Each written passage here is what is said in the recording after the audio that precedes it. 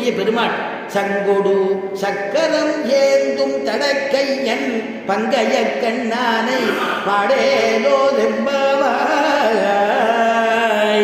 சங்கொடு பெருமாள் சங்க சக்கரம் இல்லையா? கஜேந்திரனை ஆபத்திலேருந்து காப்பாற்றும் பொழுது பெருமாள் ஓடி காப்பாற்றினார் இல்லையா? அவனுடைய அந்த அந்த அந்த வேகமாக வந்த ஸ்டொரைக்கு நமஸ்காரம் தான். அப்படி அவ்வளவு வேகமாக வந்தாராம். ஏன்னா அந்த கஜேந்திரன் அவ்வளோ கஷ்டப்படுறான் முதலையின் இடத்துல. அப்படி நின்ன உடனே அந்த சக்கரம் கூட அப்புறம் தான் வந்துதான். அவனுடைய வேகத்தில் கருடனாலேயே வர முடியல. கருடனையே இழுத்துன்னு ஓடி வர்றார். ஓடி நிற்கிறார். அவனை காப்பாற்றணும்னு நினைக்கிறார். இப்படி திரும்பி பார்க்குற அப்புறம் தான் சக்கராயுதம் வருதான்.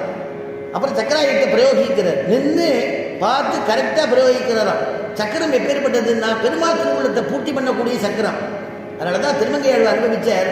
மீனமர் பொய்கை நாள் மலர் பொய்வான் வேட்கையினோடு சென்றிருந்த மீனமர் பொய்கை நாள் மலர் பொய்வான் வேட்கையினோடு சென்றிருந்த காணமர் வேழும் கையெடுத்தலர கராதன் காலினை கருவ ஆனையின் தூயரம் தீர புல்லூர்ந்து ஆனையின் தூயரம் தீர புல்லூர்ந்து சென்று நின்றாடி தொட்டானை தேனமர் சோலை மாடமயிலை தேனமர் சோலை மாடமயிலை திருவல்லிக்கேணி கண்டேனே திருவல்லிக்கேணி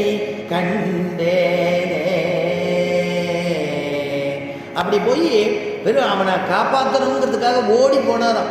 நான் பொய்கை நிதியில அவதிப்பட்டு இருக்கு. நான் மலர் கொய்வான் வேட்கையினோடு சென்றிருந்த காணமது வேடம் கையெழுத்து அலற கராதன் காலினை கருவ ஆணையுடைய பேரும் போகணும். சென்று நின்று ஆடி தொட்டானே. அடைய குருநாதர் சொல்லுவார், ஆடி விட்டானேன்னு சொல்லியிருக்கலாமேப்பா.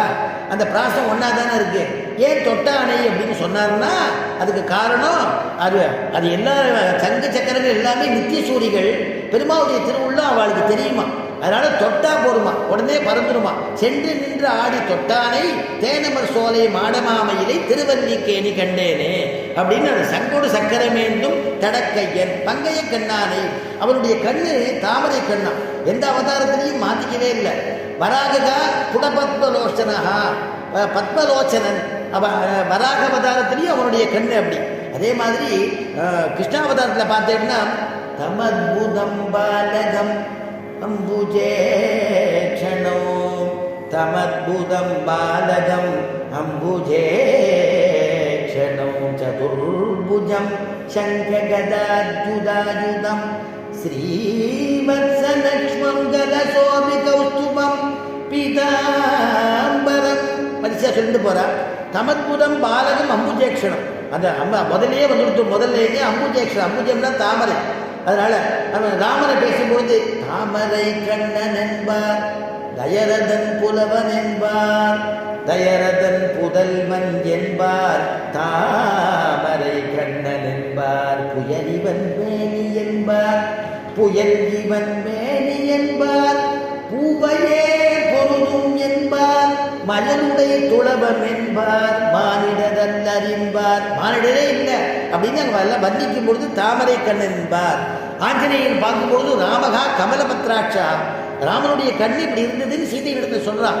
அப்படி ஒரு ஆஞ்சநேயர் எல்லா இடத்துலையும் இந்த பங்கஜ கண்ணன் சுவாமி நம்மாழ்வார் பங்கஜ கண்ணனெங்கோ பவள செவ்வாயனங்கோ அங்கே அவர் அனுபவிக்கிறார்.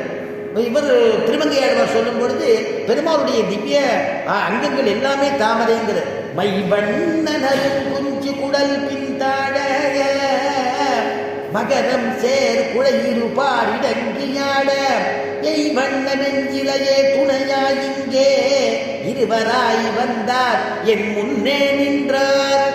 ரெபிடேஷன் ஆகக்கூடாதுன்னு திருமங்கையாழ்வார் திருவுள்ளமா. கை வண்ணம் தாமரை, கைவண்ணம் தாமரை, பெருமாவுடைய திருக்கைக்கு தாமரை விட்ட கைவண்ணம் தாமரை, வாய் கமலம் போலும். வாய் கமலம் அதான் தாமரைன்னு அர்த்தம். அதனால வாய் கமலம் போலும் கண்ணினையும் அரவிந்தம் அடியும் அகுதே